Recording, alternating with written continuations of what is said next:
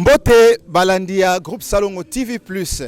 Toujours dans le cadre ya atterrissage na biso na ville ya Kinshasa. Toza lelo na cadre o kitoko. Toza na cité Maman Olive. Awa tozali na Bibwa.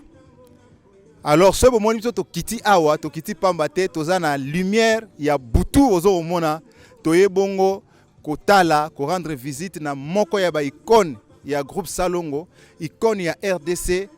Beaucoup découvrir tant tozo kota na kati tokolobana no awate. Il s'agit de qui? Mais bino moko déjà tant bo moni cité Maman Olive boyebi nani yango tokolakisa bino. Alors ngana bino na caméra na biso tozo kota na kati poto découvrir icône nini oyo tozo yambela bino lelo na groupe Salongo TV+. Tolek. Voilà, biso wana tozo pusana bomoni déjà bino moko bomoni de qui il s'agissait. Icône ya mboka. Toye komona bongo Papa Simon Sonzo Ngamba.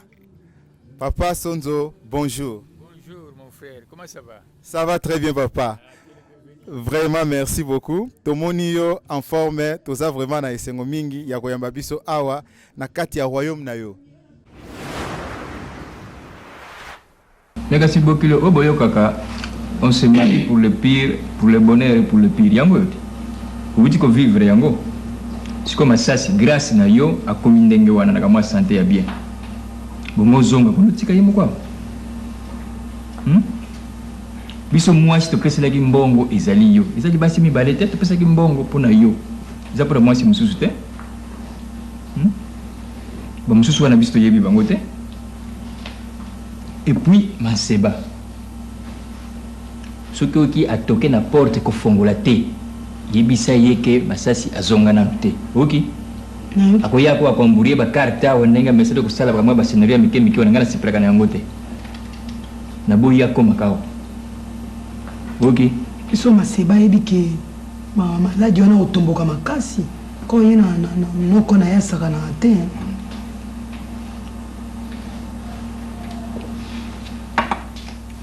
yo kuvanda awa mwana wana kuya awa yo mtu kubokola mwana wana zamu tumususu te ezapa ya Maseba te mwana fa zonga awa bino mibale na masasi bobokola bana ba mwana na bino upese éducation oya bino o éducation wana yazo koloba kuna ya bakoko na bango yango te ka bakoko na bango si eleka c'est fini c'est terminé oki makamuna lobi na oki papa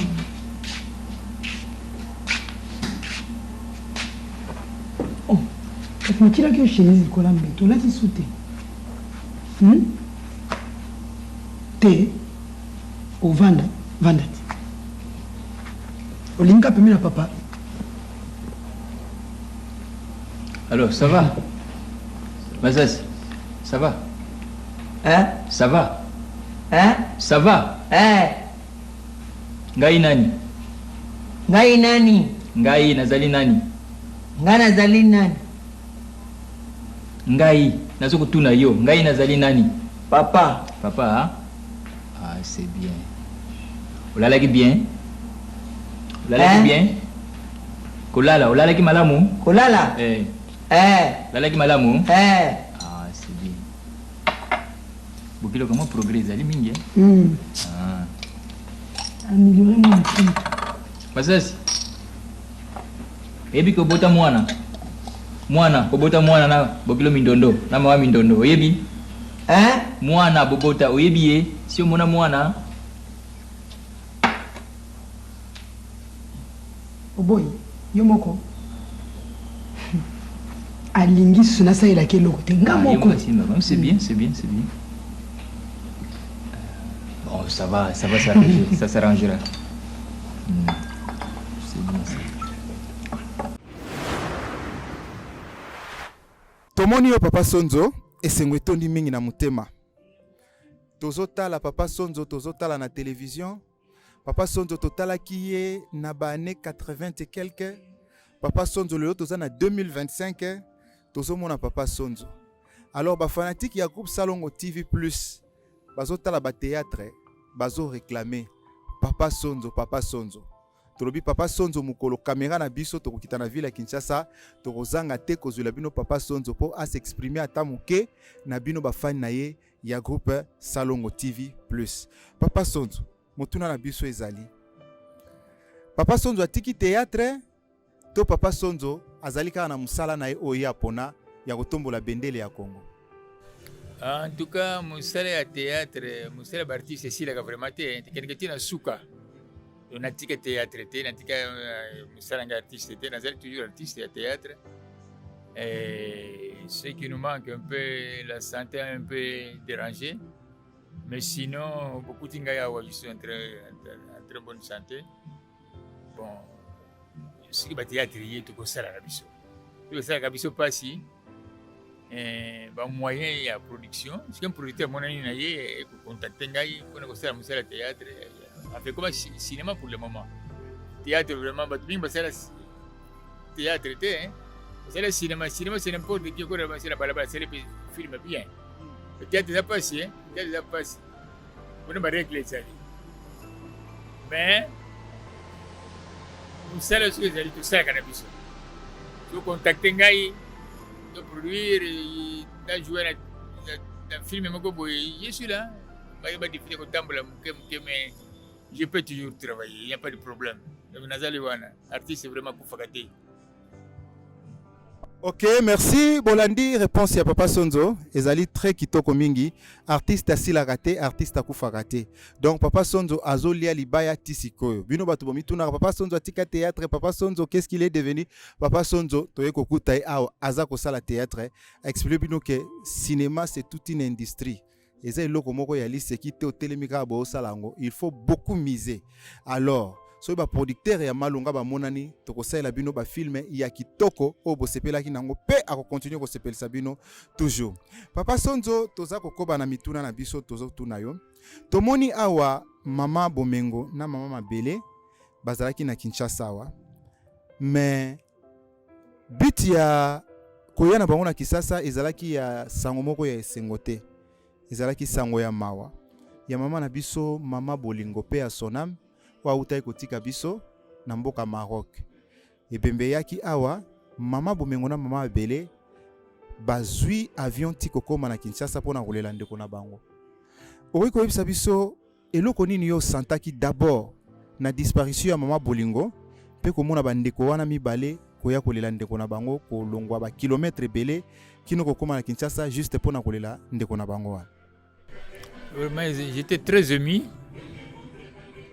D'abord, pour perdre ndeko wana artiste wana moi c'est mama Bolingo. Tout ça ba mvule belé. On peut ça na yena théâtre. Pour les kakuto ba mvule ça na bandeko na to bota matata moko.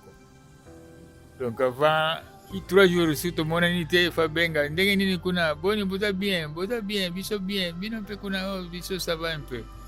Donc image wana vraiment na kanisa ngo mingi na basene na biso et tout ça nga trop beaucoup fane vraiment ça la kinga pasi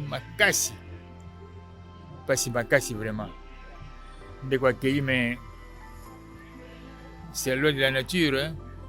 Liwa yana ngo kala ndenge bato bakufa yango to bangisa biso yango pesa biso mawa kuya bande ko na ba kolela ndeko na bango mama Belaye mama Bomengo ye moni signe vraiment que ba bazaki en bon terme pesa mawa trop ba ye ba futi ba ticket ba ye ba risque nio c'est ba avion tout cela mais ba komi quand même ba mona ndeko na bango parce que c'est le cas pas ba mona tout ça nga trop vraiment c'est comme ça dans la vie.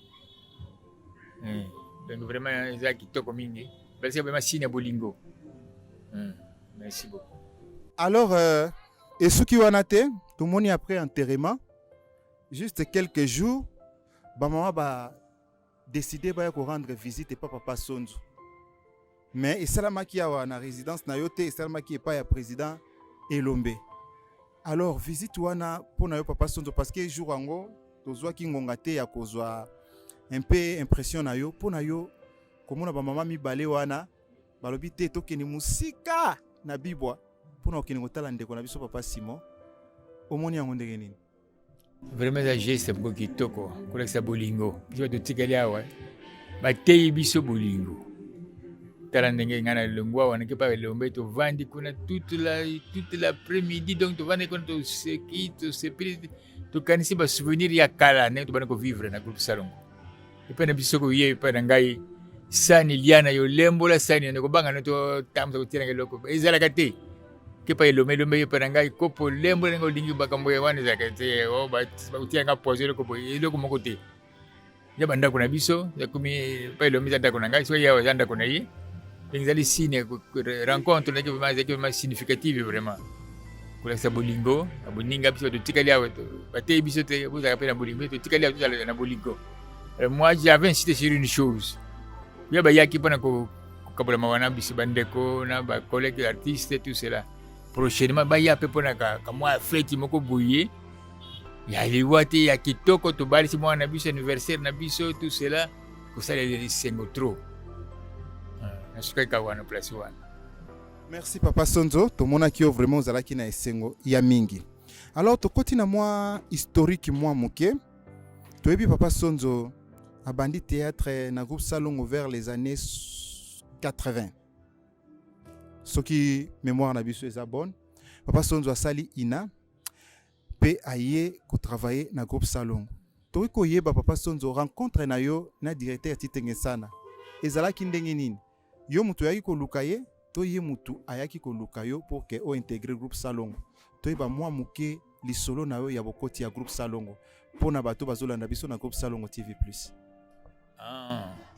Quand on a un groupe Salongo, c'est en 1979, 1979. Quand on a 78, on a sollicité, on a comme officiellement lettre, on a demandé, on a un groupe Salongo. Les gens se moquent de moi, il y a un théâtre classique, il y a un groupe, on a lingala, tout cela, il y a théâtre.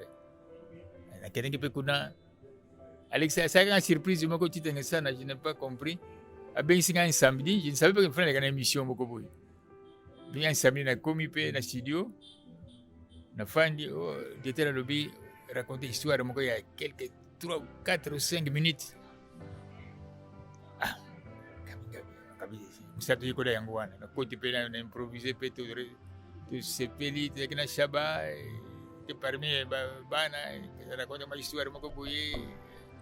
Bon, ça va lundi, tu passes à la répétition. Il a commis une répétition qu'on a beaucoup de combos. Après présenter Ngaï, c'est notre nouvel acteur, Aïe.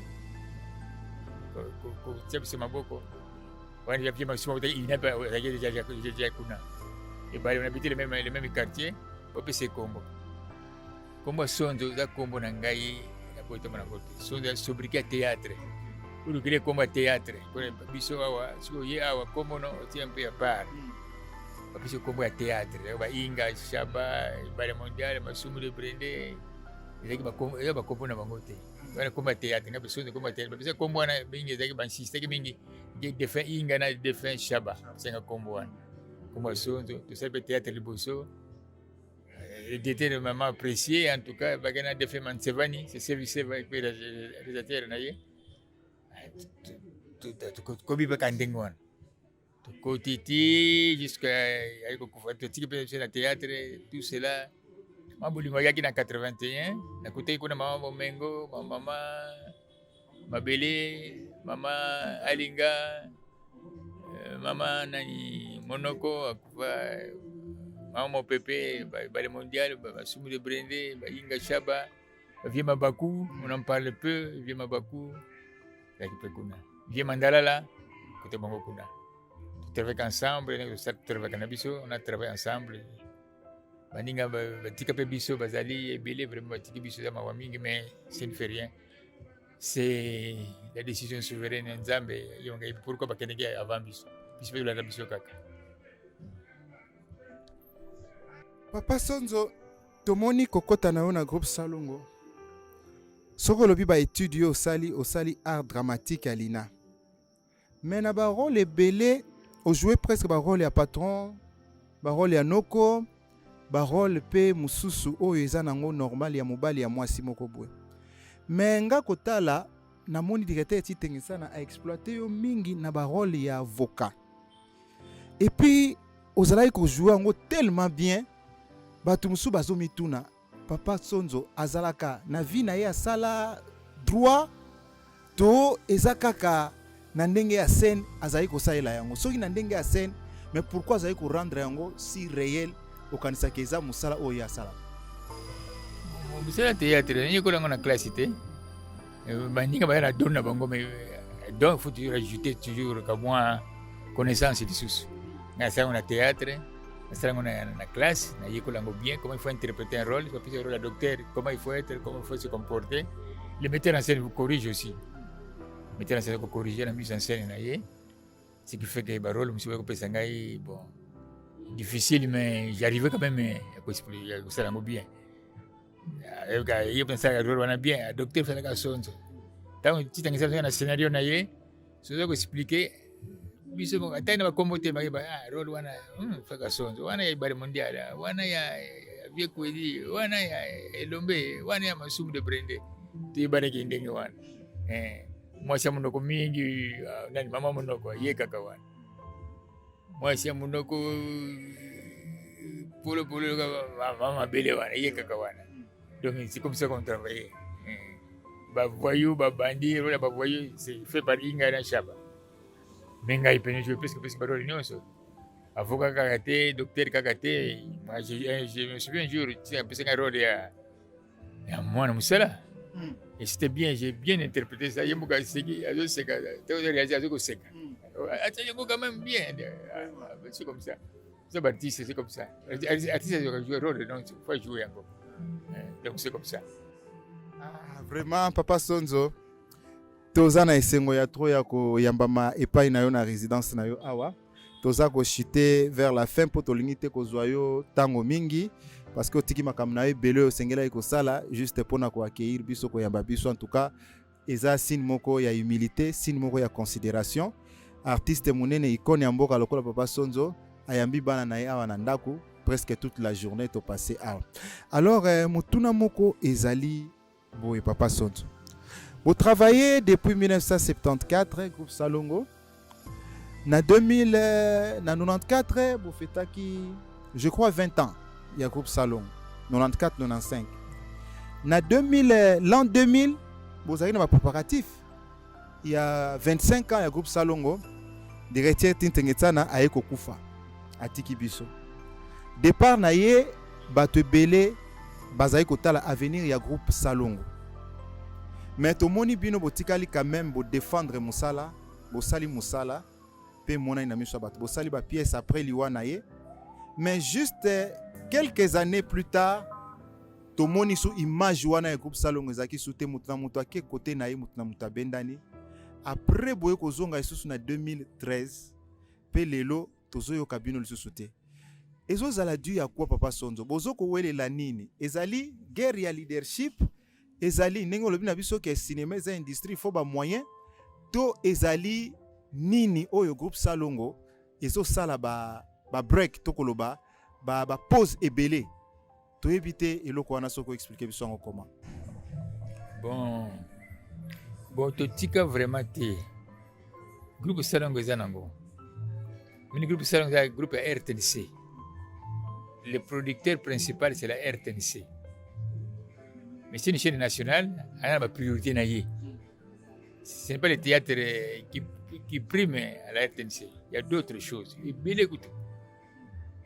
Alors, ce sont les moyens qui nous manquent. On n'a pas de producteurs. À l'époque, on produisait, mais on avait des producteurs, excusez-moi, ma publicité, Bralima, Congo, tout cela. Après, c'est un moyen de produire. Même à l'époque, plus reculé, parce que mon le monde de théâtre, ce n'est plus du théâtre, c'est déjà film. Film, cinéma, c'est une industrie, ça demande beaucoup de moyens. Les moyens, on a des business à côté. Toujours à gauche, peut-être à la droite, au monde, mais il suffit qu'on nous encadre.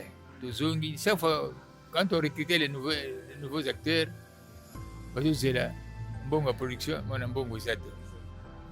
Donc on a bakeke na bango. Bisi banzo kola, il faut que tu sois na bisa ke ba jeune beba ya. Si mane biso encadrer bango, ba continuer musala. Mais moi wana nde zangi biso vraiment jusqu'à présent. Tu dois souhaiter que ceux qui RTNC agissent biso en charge a plus pas moyen. Vous verrez les nouveaux acteurs bakoya.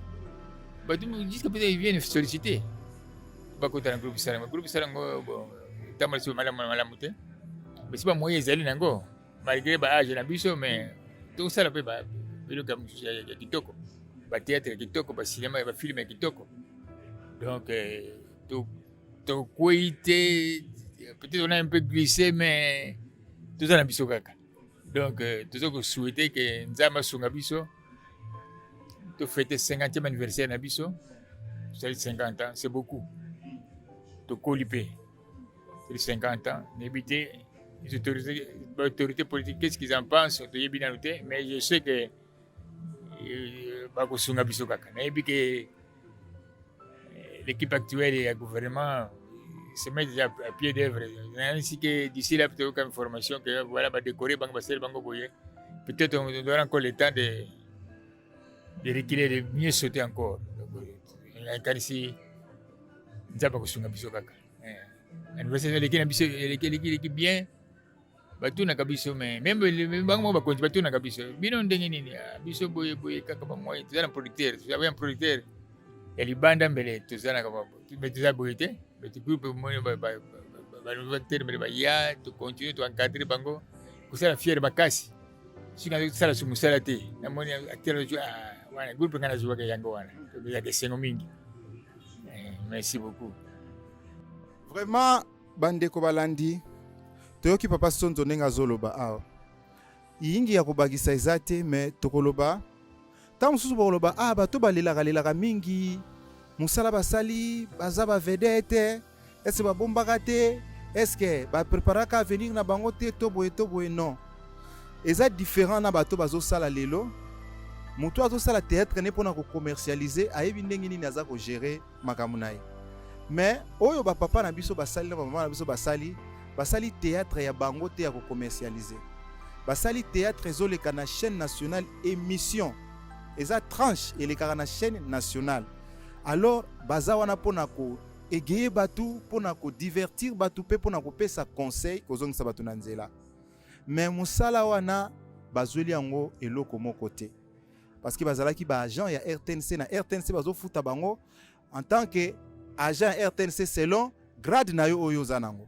mais mosala théâtre eloko moko te papa na biso auti koexplike awa yango wana tozosala mbela na bakonzi ya mboka tant oyo baza nanu envie basepela quand même bamona ke bareconnaître biso na musala oyo tosalaki parce que groupe Salongo esali musala mingi mutu moko te akoya kosala théâtre lelo alobaki asali eloko oyo groupe Salongo etikali kosala te na 50 ans oyo groupe Salongo esali elobeli bakouche nyonso tu donc epesi baleson nyonso oyo ya bakonzi oyo ya basi ya mabala oyo ya bafamille nyonso esangisi bafamille ezongisi bato na nzela et puis papa balobi baza nanu na elengi wana ya kosala musala mais mboka botalela biso likambo oyo en tout cas soki un jour bodécorer bango ekozala sentiment pona bango pe pona biso bato oyo totalaka bango na musika tolobaki en tout cas l'ouvrier mérite son salaire.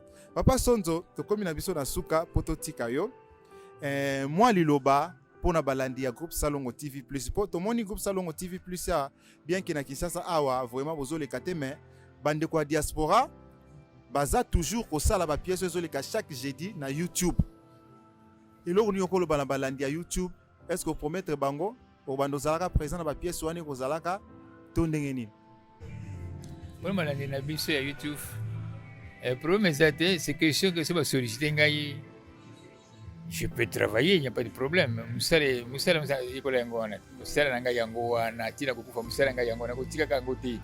Ta musala bureau ezali musala nanga yango wana ezali artiste. Je suis sollicité de filmer, de collecter des images, il n'y a pas de problème qu'ils attendent toujours. Bani ngamaze ko travailler pe basala makasi. Bon c'était avec kitoko le film kitoko ba produire et ba continuer kolanda biso. Tozali na envie. Si vous avez de temps en temps, pas régulièrement, mais de temps en temps, en tout cas, vous lancez toujours quelque chose sur le marché. Donc, le premier, c'est qu'il soit patient.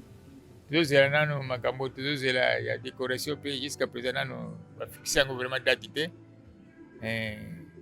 y a deux là. Mais, pour politique, il n'y a pas de problème. Si vous sollicitez, je viens, je suis